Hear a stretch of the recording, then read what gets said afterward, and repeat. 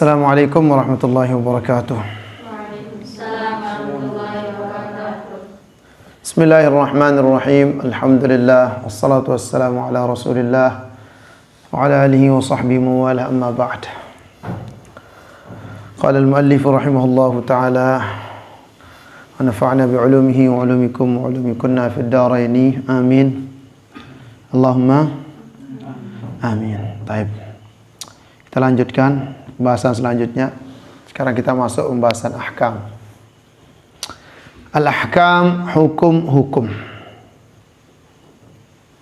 yang biasa kita bahas dalam ilmu fikih. Wal ahkamu tis'atun. Hukum-hukum itu ada 9. Sebelum masuk bagian-bagian hukum atau macam-macam hukum, perlu kita ketahui hukum itu apa. Apa itu hukum-hukum yang dimaksud? Hukum syariat yang dimaksud itu apa? Kadang kita mengatakan ini hukum syariat. Lalu hukum syariat itu apa yang dimaksud dengan hukum syariat? Jadi yang namanya hukum atau ahkamus syariah itu adalah khitabullah al-muta'alliq bi fi'lil mukallaf. Itu namanya hukum. Jadi ketentuan Allah yang berkaitan dengan perbuatan mukallaf. Apa itu mukallaf? Orang yang sudah terbebani, orang yang sudah dibebani. Baru dikatakan mukallaf kalau sudah aqil baligh. Kalau sudah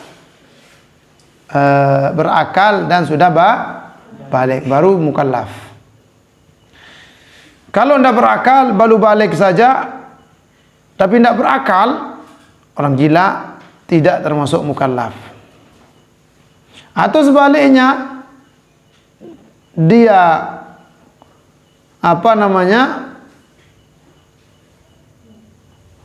berakal tapi belum balik, belum bisa mumayyiz, belum juga mukallaf. Jadi yang namanya hukum-hukum atau hukum syariah itu adalah ketentuan Allah yang berkaitan dengan perbuatan mukallaf. Jadi harus syaratnya baru berlaku hukum ini bagi orang-orang yang mukallaf.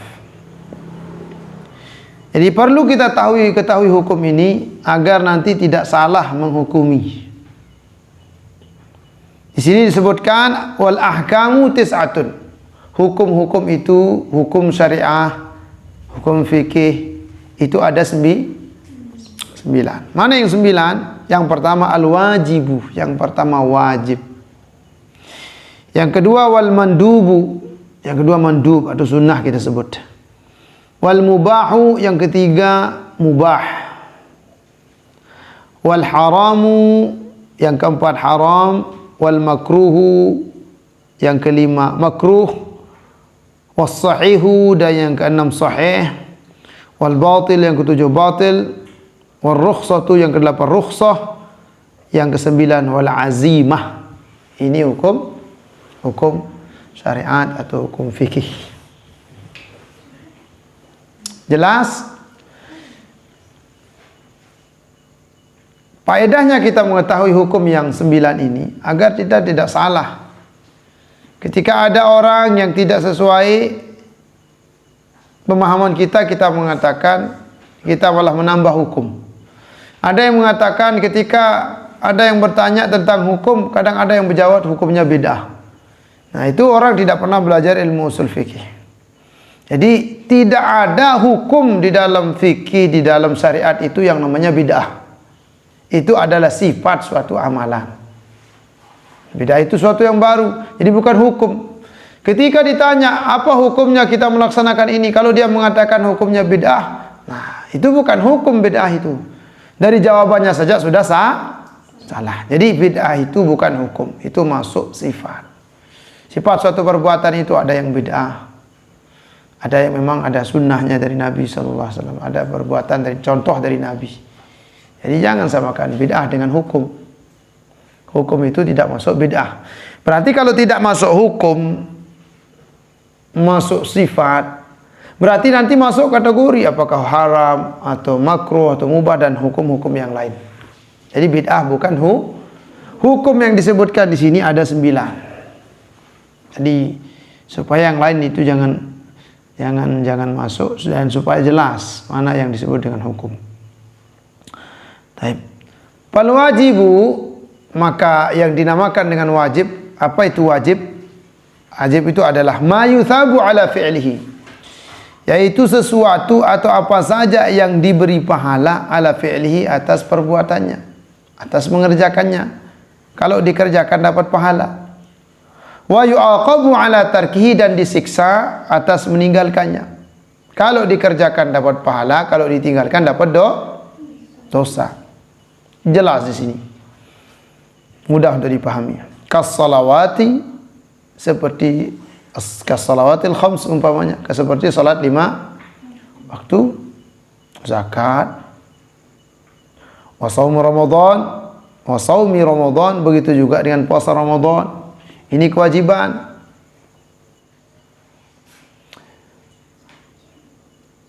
Wajib, kalau ditinggalkan mendapat siksa atau mendapat dosa, kalau dikerjakan mendapat pahala.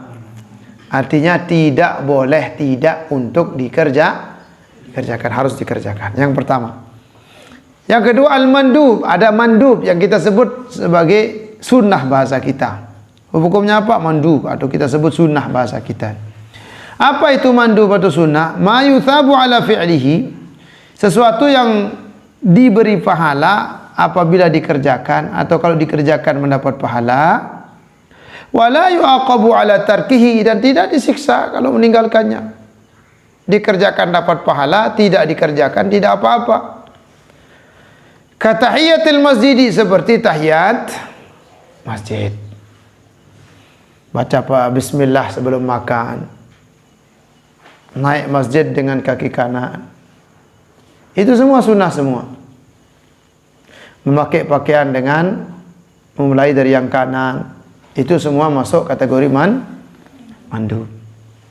Yang ketiga, haram. Apa itu haram? Ma yuthabu ala tarkihi, yaitu apa saja yang diberi pahala atas meninggalkannya. Wa yu'aqabu ala fi'lihi, dan diazab, disiksa atas perbuatannya. Artinya kalau dikerjakan mendapat dosa. Kalau ditinggalkan tidak dapat pahala, katanya di sini. Bahkan dapat pahala. Ma yuthabu ala tarki, dapat pahala kalau ditinggalkan. Dapat pahala kalau ditinggalkan, dapat dosa kalau dikerjakan. Ini bahasanya di sini. Tapi di sini perlu saya jelaskan. Ini perlu kaidnya. Haram yang maksudnya di sini diberi pahala kalau ditinggalkan dan mendapat dosa kalau dikerjakan. Memang haram itu dapat pahala kalau ditinggalkan dengan niat kita semata-mata karena Allah. Bukan meninggalkan karena takut seseorang. Sekarang umpamanya ada orang, contoh ini contoh. Kita mau pergi dengan pacar kita. Kita mau jalan-jalan. Udah, kita punya rencana dan jalan-jalan. Kita mau boncengan, hukumnya haram. Tidak boleh berdoa. Pacar tidak boleh boncengan dengan pacar, haram. Tapi begitu mau jalan, ketemu sama orang tua, tidak boleh kata orang tuanya. Oh, tinggalkan. Apa dapat pahala? Tidak dapat apa-apa. Kecuali kalau dia sebenarnya tadi dia datang ke rumah pacarnya, dia mau ajak dia pacarnya jalan-jalan, tapi dia ingat bahwasanya seorang laki-laki dilarang berduaan dengan perempuan. Ini bukan muhrim, saya belum halal. Tidak boleh saya membawanya. Dia sadar, sebelum dia kerjakan dia sadar. Padahal dia kesempatannya ada, tapi dia sadar. Kemudian karena kesadarannya, karena dia takut kepada Allah, lalu dia menolak, dia tidak jadi mengerjakan perbuatan yang haram itu, maka baru dia dapat pahala. Maka definisi yang ada di sini, sesuatu yang diberi pahala atas meninggalkannya dan diberi dapat dosa kalau mengerjakannya adalah kalau meninggalkan semata-mata karena Allah. Kalau meninggalkan karena manusia umpamanya, karena takut, karena ada orang yang lihat. Ada orang yang lihat. Dengar?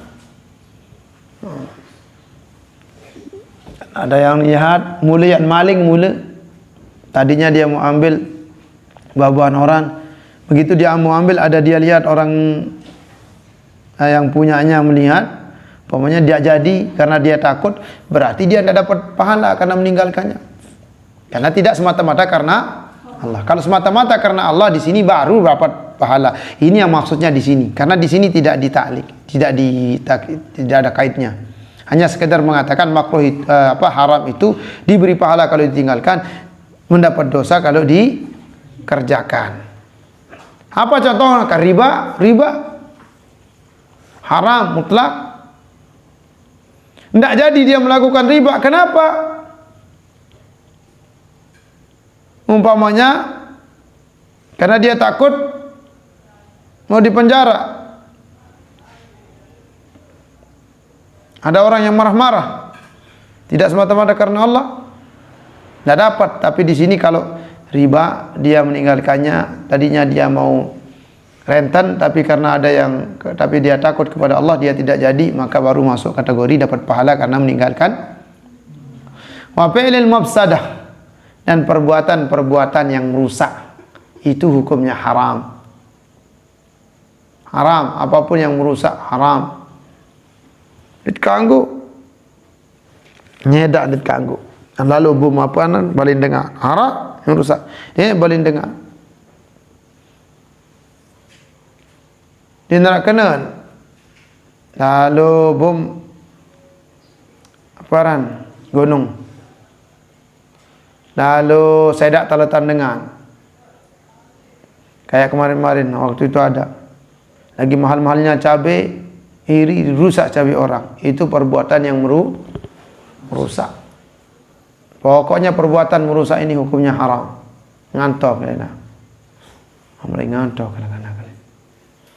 Semua pekerjaan yang merusak hukumnya haram. Innallaha la yuhibbul mufsidin. Allah tidak suka terhadap orang-orang yang merusak. Karena merusak hukumnya haram.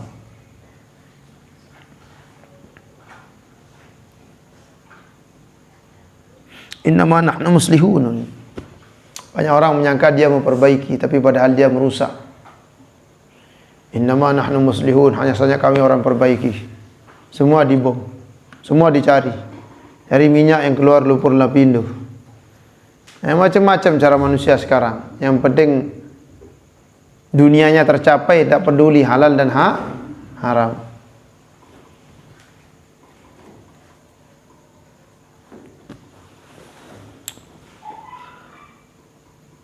Selanjutnya al-makruh. Apa itu makruh? Apa makruh, Elsa? Makruh ma yuthabu ala tarkihi. Apa yang mendapat pahala kalau ditinggalkan. Cocok. Mendapat pahala kalau ditinggalkan, wala yu'aqabu ala fi'lihi, dan tidak mendapat siksa karena melakukannya. Tetapi konsekuensinya kalau melakukan perkara yang makruh, kita akan semakin jauh di hadapan Allah Subhanahu wa taala. Tandanya kita tidak cinta terhadap syariat. Orang tidak cinta terhadap syariat, otomatis dia akan semakin jauh dari sahibus syariah. Siapapun yang melakukan pekerjaan makruh atau membiasakan diri mengerjakan perbuatan makruh, tandanya dia tidak cinta terhadap pemilik syariat. Siapa? Allah Subhanahu wa taala pada hakikatnya, dan pada secara majazi yaitu Nabi besar Muhammad sallallahu alaihi wasallam. Makruh. Memang di sini dikatakan makruh itu tidak dia disiksa atas perbuatannya, tapi ada konsekuensinya. Orang yang terbiasa melakukan makruh. Tak apa-apa kita naik masjid pakai kaki kiri, turun pakai kaki kanan. Kemudian begitu juga pakai baju pakai kiri, mulai dari kiri, sandal mulai dari kiri. Kemudian makan tidak pernah baca bismillah. Apa aja dia kerjakan, tidak ada dia kerjakan sunnah. Makruh mulai dari kiri, dia mulai dari kiri. Makruh naik masjid dari arah dengan kaki kiri, dia kerjakan. Dia sehat, kalau dia sehat nanti ada efeknya dia merokok, kalau dia merokok, makruh umpamanya kan. Nah, ini makruh. Jadi wudu itu sunahnya bagaimana? Mulai dari yang kanan. Kalau mulai dari yang kiri makruh atau boleh? Mubah atau makruh? Makruh. Wudu mulai dari yang kiri hukumnya tidak apa-apa katanya. Di sini dikatakan tidak mendapat siksa, tidak mendapat dosa kalau dikerjakan. Memang tidak mendapat dosa kalau dikerjakan, tetapi konsekuensinya tandanya kita tidak cinta kepada pemilik syariat, kepada Nabi sallallahu alaihi wasallam, kepada Allah Subhanahu wa taala. Kalau kita tidak cinta kepada Nabi, kepada Allah Subhanahu wa taala, berarti kita akan semakin jauh dari Allah dan dari Rasulnya. Ada para sederhana. Sekarang kalau pacarmu mau begini, sayang kata pacarnya, atau kata suaminya, jangan pacar sudah, kayak seolah-olah boleh. Sayang jangan begini ya kata suaminya. Tapi dia kerjakan saja. Dia kasih himbauan. Tapi dia kerjakan. Tidak sih terlalu dia larang atau tidak dia larang. Dia hanya memberikan himbauan untuk tidak dikerjakan. Tapi dia kerjakan, otomatis kecintaan akan kurang. Jadi konsekuensinya kalau kita melanggar anjuran syariat, sekalipun tidak mendapat siksa kalau dikerjakan, kita akan semakin jauh dari sahibus syariah. Jadi jangan dikerjakan. Taqdimul yusra 'alal yumna fil wudu, seperti mendahulukan tangan kiri terhadap tangan yang kanan ketika berwudu, hukumnya makruh. Kencing sambil berdiri hukumnya makruh, jangan dikerjakan. Konsekuensinya ada. Maka cepat sakit. Makanya banyak penyakit sekarang karena tidak mengamalkan sunnah. Selanjutnya al-mubah, yang keberapa? Yang kelima namanya mubah. Mubah itu bahasa kita boleh, kanggu. Yang namanya kanggu ya mau kerjakan atau tidak boleh. Ma la yuthabu ala fi'lihi, sesuatu yang tidak mendapat pahala kalau dikerjakan, wala yu'aqabu ala tarkihi, dan tidak disiksa kalau meninggalkannya. Mau dikerjakan, mau ditinggalkan sama kalau secara adat. Tetapi kalau diniatkan, kita niatkan, maka beda lagi. Sekalipun mubah, kalau diniatkan maka mendapat pahala. Di sini dikatakan kanaum, katanya kanaum fin nahar, seperti tidur di siang hari, itu mubah. Tetapi kalau kita niatkan agar saya nanti malam bisa bangun tahajud, bisa bangun sholat, maka tidurnya jadi sunnah. Dia tidur dengan niat kailulah, ikut sunnah Nabi, dia dapat pahala makan. Hukum makan apa? Mubah. Tapi saya makan dengan niat agar saya kuat untuk beribadah, dapat pahala, jadi sunnah. Kembali lagi kepada niat. Mubah. Selanjutnya sahih, hukumnya ada masuk sahih, batil. Jadi sah dan batal ini masuk kategori hukum. Jadi jelas sahih ma yajtami'u fihi ar-ruknu wasyartu. Yang namanya sahih, yang namanya sah, baru dikatakan perbuatan itu sah, baru dihukumi sah, ma yajtami'u fihi ar-ruknu wasyartu, kalau terkumpul rukun dan syarat. Kalau rukunnya terpenuhi, semua rukunnya terpenuhi, syaratnya juga terpenuhi, maka barulah dikatakan suatu amalan itu sah. Kalau rukun tidak ada, satu saja, maka belum dikatakan sah. Atau syarat tidak ada terpenuhi, maka belum juga dikatakan sahih. Itu sah, sahih atau sah, bahasa kita sah. Yang selanjutnya hukum itu masuk kategori, yang masuk dalam kategori hukum al-batil, itu batal. Kalau bahasa kita di Lombok, batal. Apa itu yang hukumnya? Apa itu yang dihukumi batal? Bagaimana itu hukum yang dikatakan batal? Ma la yajtami'u fihi ruknu wasyartu, sebaliknya daripada sah tadi. Yang tidak terkumpul padanya syarat rukun dan syarat. Satu aja rukun. Rukun sembahyang berapa? Ada mengatakan 13, ada 17, ada 18, macam-macam. Tergantung ulama. Tapi sama intinya. Kita mazhab Syafi'i 17, 13 sama. Perbedaan sedikit aja. Tapi intinya hakikatnya sama. Kita meninggalkan baca Fatihah. Baca Fatihah itu rukun. Berarti dikatakan batal. Kita tahu sengaja kita tinggalkan batal. Kenapa batal? Karena ada rukun yang tidak terpenuhi. Salatnya sempurna semua rukunnya. Tapi tadi sebelum salat tidak wudu umpamanya. Atau dia sudah wudu umpamanya, tapi dia tidak menutup antara pusar dan lututnya. Ya soalnya kelambi netih. Dia biarkan saja. Atau cerowok lemenek namun dengan sembahyang. Kalau mengat sembahyang kuliah-kuliah mana? Pakai celana solat. Begitu dia sujud kelihatan naik bendera. Persis kayak sapi yang lagi buang kotoran. Mengat sapi ada kotoran tayak bendera ke atas kan? Ekornya naik. Kalau sapi buat kotoran, ekornya naik, baru kotornya keluar. Sama dengan pakai orang mau sholat, ini banyak sekali, terutama saya banyak lihat ini, yang laki-laki, yang di kampus. Pokoknya banyak sekali, apalagi yang pekerja, bukan hanya di kampus, di pekerja, para pekerja ini. Dia sholat bajunya pendek, pakai celana. Begitu dia sujud, bajunya naik. Goa kelihatan.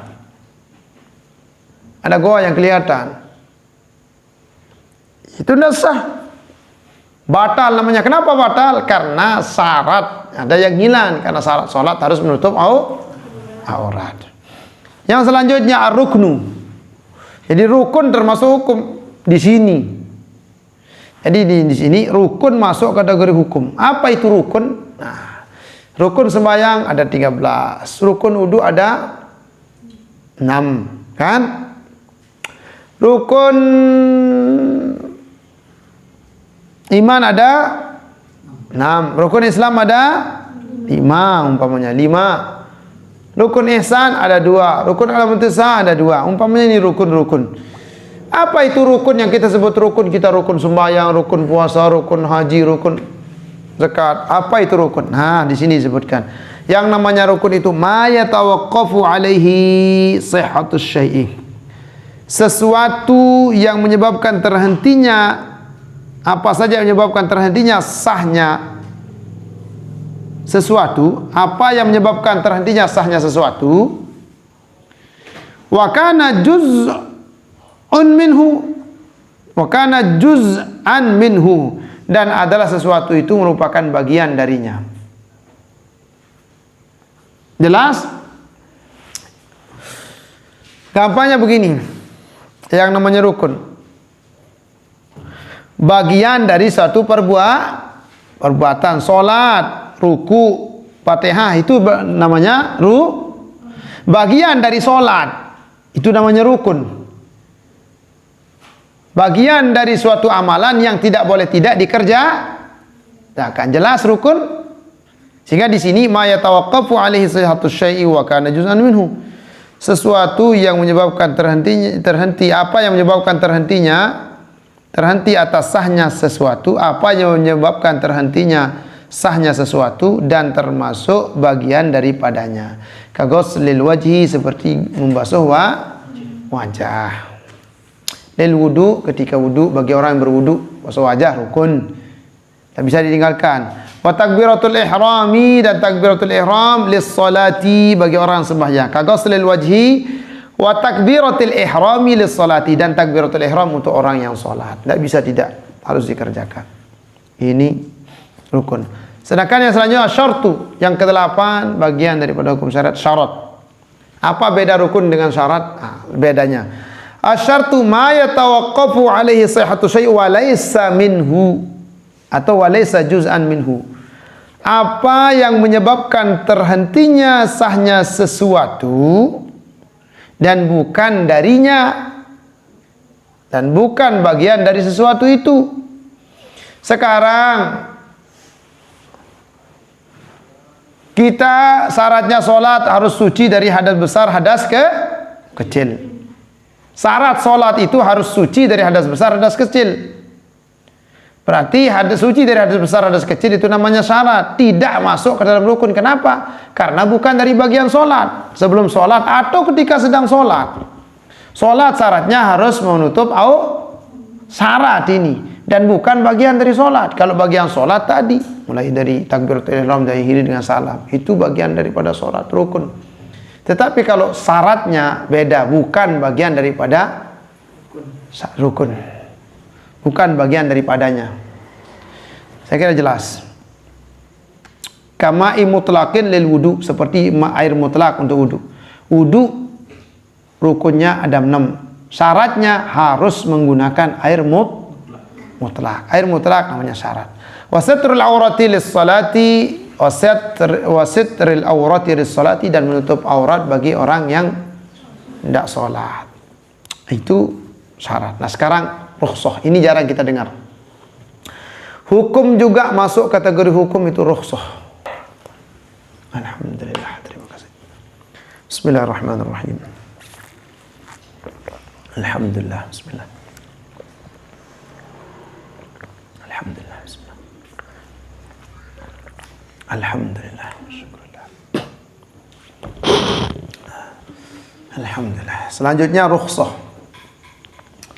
Apa itu rukhsah? Hiyal hukmul ladzi yataghayyaru min su'ubatin ila suhulatin ma'a qiyami sababil hukmi al-asli. Paham maksudnya? Perhatikan di sini, perhatikan. Yang namanya rukhsah, kalau bahasa kita keringanan. Apa contoh maksudnya? Yal hukmu alladhi yataghayyaru min su'ubatin ila suhulatin, yaitu hukum yang berubah dari sulit ke yang mudah, dari yang sulit kepada yang mudah. Awalnya sulit jadi mudah.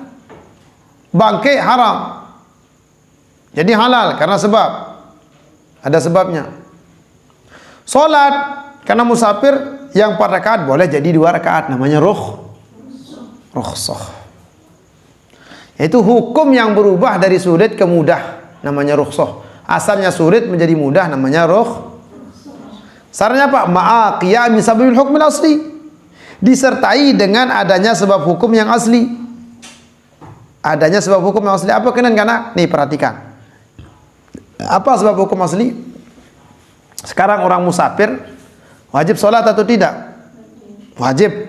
Kalau dia musafir safaran tawilan, musafir yang jauh, lebih dari 89 kilo 40 meter umpamanya, 100 meter lebih dari 89 kilo 40 meter atau lebih dari 100 kilo umpamanya perjalanannya, maka boleh dia qashar sembahyang yang 4 rakaat jadi 2 rakaat. Tapi asalnya dia memang wajib sholat. Asalnya itu kembali sebab hukumnya dia memang wajib sholat. Tetapi kalau umpamanya dia haid terus dia musafir terus dia tidak sholat, apakah itu rukhsah? Bukan rukhsah namanya. Karena apa? Li'adami sababil hukmil asli, karena tidak ada sebab hukum asli. Maksudnya di sini ma'a qiyami sababil hukmil asli, disertai dengan adanya atau berdirinya hukum asli, yaitu apa? Dia memang wajib sholat tapi dia kerjakan boleh 2 rakaat. Kalau orang asalnya tidak wajib rakaat, dia bukan rukhsah namanya. Rukhsah ini memang ada kewajiban dan tidak dan diberikan keringanan oleh Allah Subhanahu wa taala. Kajawazi safaril fitril musafiri, bolehnya berbuka puasa bagi orang yang sedang musafir. La yajhaduhu shaum, yang tidak tidak mampu dia berpuasa, intinya. Tidak mampu berpuasa, boleh dia berbuka. Wa aklul maitati atau aklil maitati lil muttari, makan bangkai bagi orang yang terdesak boleh. Itu namanya Yang terakhir, al-azimah. Ini cara kita dengar. Ada yang terakhir, azimah. Apa itu azimah? Di sini saya kira kemungkinan ada yang hilang kemungkinan. Nah, saya baca di sini apa bunyinya di kitabnya. Coba apa kalau setawal apa bunyinya di sana? Hiyal hukmul ladzi kawujubi shalah, hukum yang seperti wajibnya salat. Saya tidak tahu ini apakah ada kalimatnya yang terbuang atau bagaimana. Seperkiraan saya kemungkinan ada kalimatnya yang terbuang. Saya tidak tahu naskah hasilnya bagaimana. Naskah saya tidak tahu. Tapi kemungkinan kalau saya baca kalimatnya kemungkinan ada yang hilang. Azimah dari tadi kan sudah dijelaskan definisinya. Maksudnya di sini ketika menyebutkan azimah, apa itu azimah? Hiyal hukmul ladzi, yaitu hukum yang, langsung ke contoh, hukum yang apa? Hukum yang kawujubi shalah, hukum yang seperti sembahyang.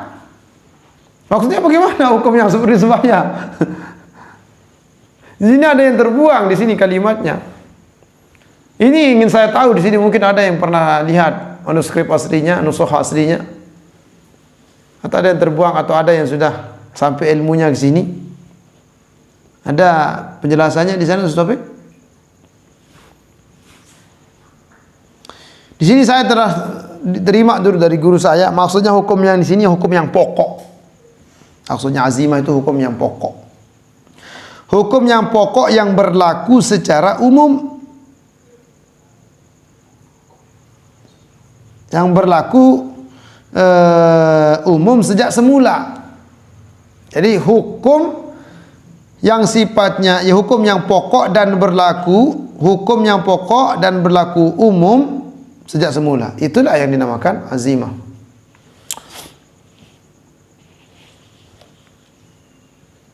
Kalau di sini kita baca di sini, saya dulu baca ini, gimana maksudnya ini? Baca azimah hiyal hukmul ladzi, yaitu hukum yang. Langsung contohnya hukum yang bagaimana? Kan tidak nyambung kedengarannya. Maksudnya hukum yang pokok, kata guru saya itu, saya pernah dengar dari guru saya. Maksudnya hukum yang pokok dan berlaku umum sejak semula. Hukum yang pokok yang berlaku umum sejak semula. Itu maksudnya azimah. Jadi sejak semula. Dari awal memang sudah seperti itu.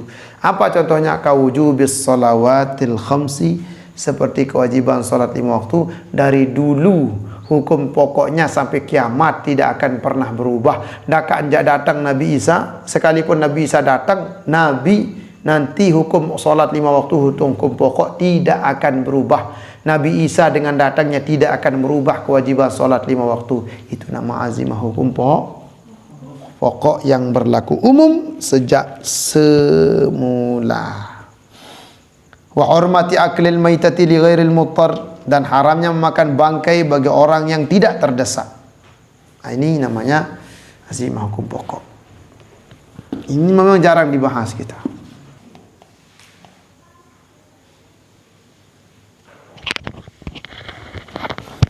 Untuk lebih jelasnya mengenai azimah, ini saya bacakan di kitab usul fiqh yang lain yang disusun oleh Syekh Muhammad Al-Amin As-Sanqiti dalam kitab beliau.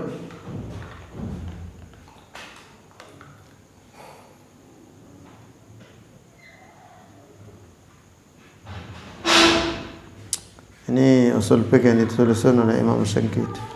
Di sini disebutkan azimah itu apa? Di sini beliau menyebutkan definisi dari azimah atau yang dimaksud dengan azimah. Syekh Muhammad Amin As-Sanqiti beliau menyebutkan fal azimatu, azimah itu al hukmu tsabitu min ghairi mukhalafati dalilin syar'iyyin. Jadi yang namanya azimah, kata beliau, hukum yang tetap, hukum yang pokok, min ghairi mukhalafati dalilin syar'iyyin, yang tidak menyalahi dalil syar'i.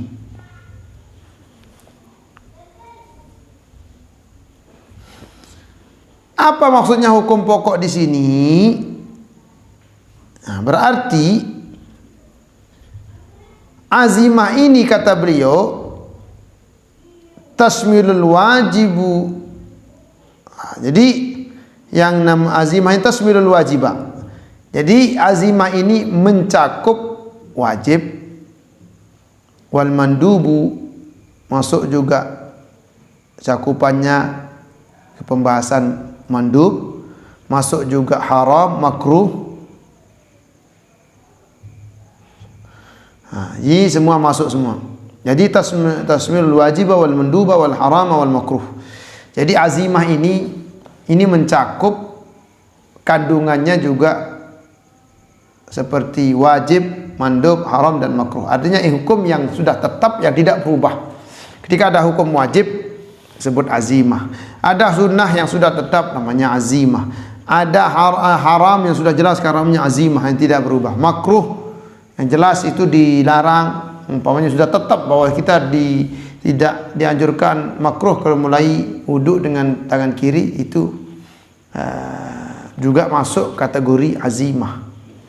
Tetapi lebih umum di sini. Kalau yang tadi wajib itu sudah kita bahas, mandub sudah kita bahas, haram, makruh sudah kita bahas. Tetapi di sini azimah lebih sifatnya ke umum, hukum yang sifatnya pokok yang tidak berubah, yang tidak menyalahi dalil syariat. Jadi di sini beliau menyebutkan wa katsirun min ahli usul yutlaq ismul azimah. Kebanyakan ahli usul, ulama usul menyebutkan bahwa azimah itu ala kulli ma laisa bi rukhsah. Jadi ulama usul banyak menyebutkan bahwa yang namanya azimah itu sesuatu yang bukan rukhsah. Itu namanya azimah, apapun kalau bukan rukhsah namanya azimah. Jadi masuk kategori wajib, mandub, haram, makruh. Yang lainnya mubah dan lain sebagainya, itu masuk kategori azimah.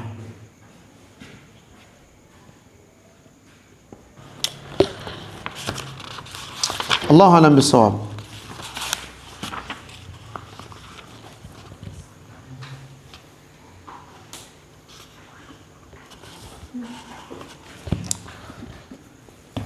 Mudah-mudahan bermanfaat apa yang kita pelajari. Mudah-mudahan masuk dan mendapat berkah. Kita tutup dengan sama-sama membaca surat Al-Fatihah. Ala hadhihi niyyah. An Allah yaftah alaina bil futuh al munuh al qabul. Tamam kulli sul ila hadratir Rasul sallallahu alaihi wasallam. Al-Fatihah.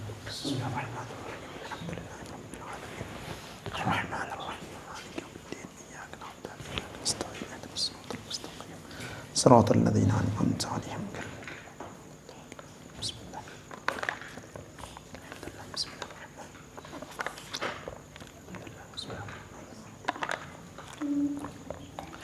Ada pertanyaan? Ada pertanyaan? Silahkan kalau tidak ada pertanyaan. Yang santri putri boleh pulang duluan. Nenek.